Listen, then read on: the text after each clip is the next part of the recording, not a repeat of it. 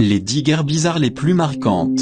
Les guerres sont menées pour de nombreux motifs. Il peut s'agir d'honneur, de gloire, de libération d'une terre que vous croyez avoir le droit de posséder, et la liste continue, mais il y a eu un certain nombre de guerres inhabituelles, pour des raisons banales, voire même méprisables. Sans plus attendre, nous vous présentons les 10 guerres les plus farfelues de l'histoire.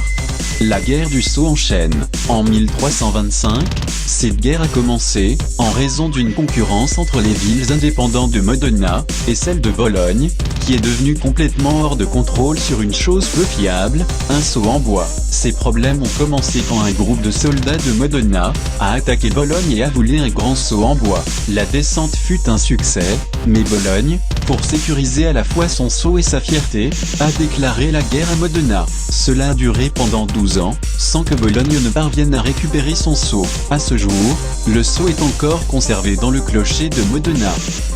La guerre paraguayenne. Son président, Francisco Solón López, admirait beaucoup Napoléon Bonaparte. Il se croyait un tacticien talentueux, et un excellent capitaine, mais une chose lui manquait, soit une guerre.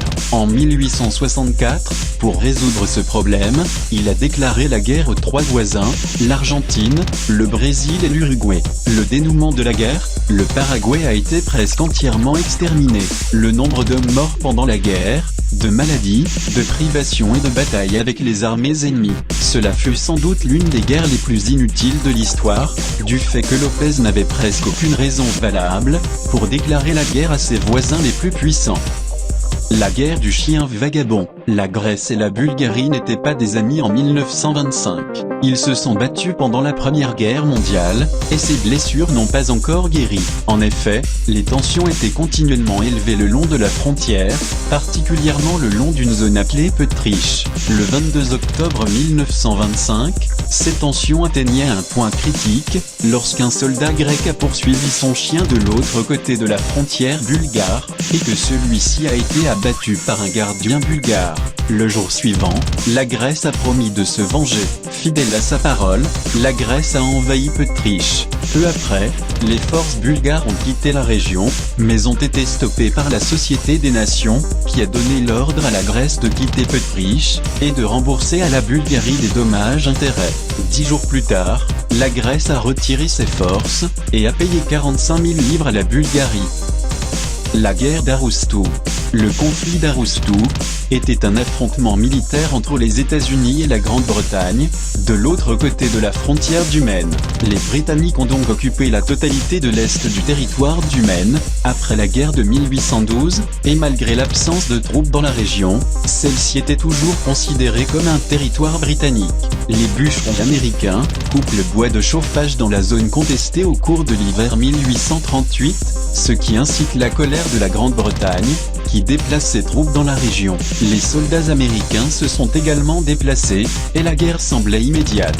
Cependant, en raison d'une erreur dans le département des approvisionnements, les Américains ont reçu d'énormes quantités de viande de porc et d'haricots, ce qui a conduit au surnom le plus célèbre de la guerre du porc et des haricots.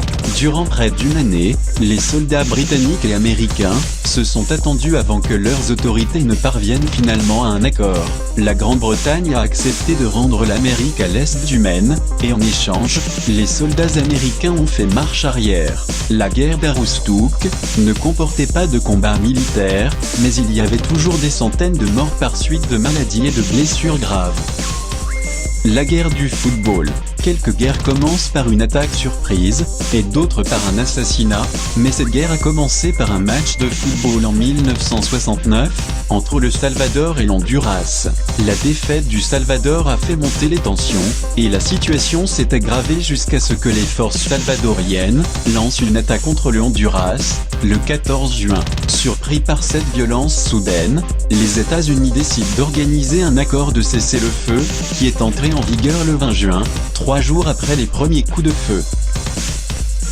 La guerre civile de Moldavie. Elle a commencé quelque temps après l'effondrement de l'Union soviétique, quand la Moldavie, qui était un pays de l'ancien bloc soviétique, a vécu une crise. En effet, les 2 tiers du pays désiraient des liens plus rapprochés avec la Roumanie, tandis que le tiers restant préférait rester proche de la Russie.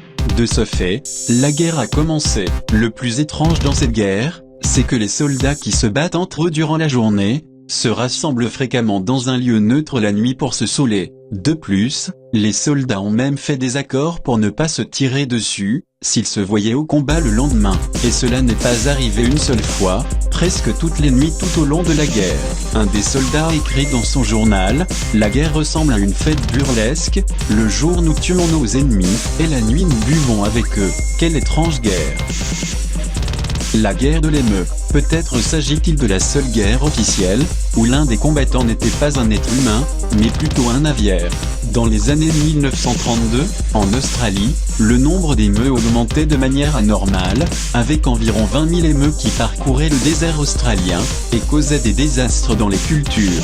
Face à cela, l'armée australienne a déployé des soldats armés de mitrailleuses pour tuer les émeutes, et leur a déclaré la guerre en riant. En novembre, ils sont allés dans le désert pour chasser tous les émeutes qu'ils ont pu trouver. Toutefois, ils ont connu des difficultés, la résistance des émeutes a été remarquable, malgré les nombreux tirs, ils continuaient à s'enfuir, dépassant facilement les militaires lourdement chargés. La guerre de l'émeut a duré presque une semaine, jusqu'à ce que le major Meredith, le commandant de la force opérationnelle meurtrière de l'émeut, abandonne avec répugnance, suite aux efforts des soldats qui n'ont tué qu'une petite partie des oiseaux fugitifs.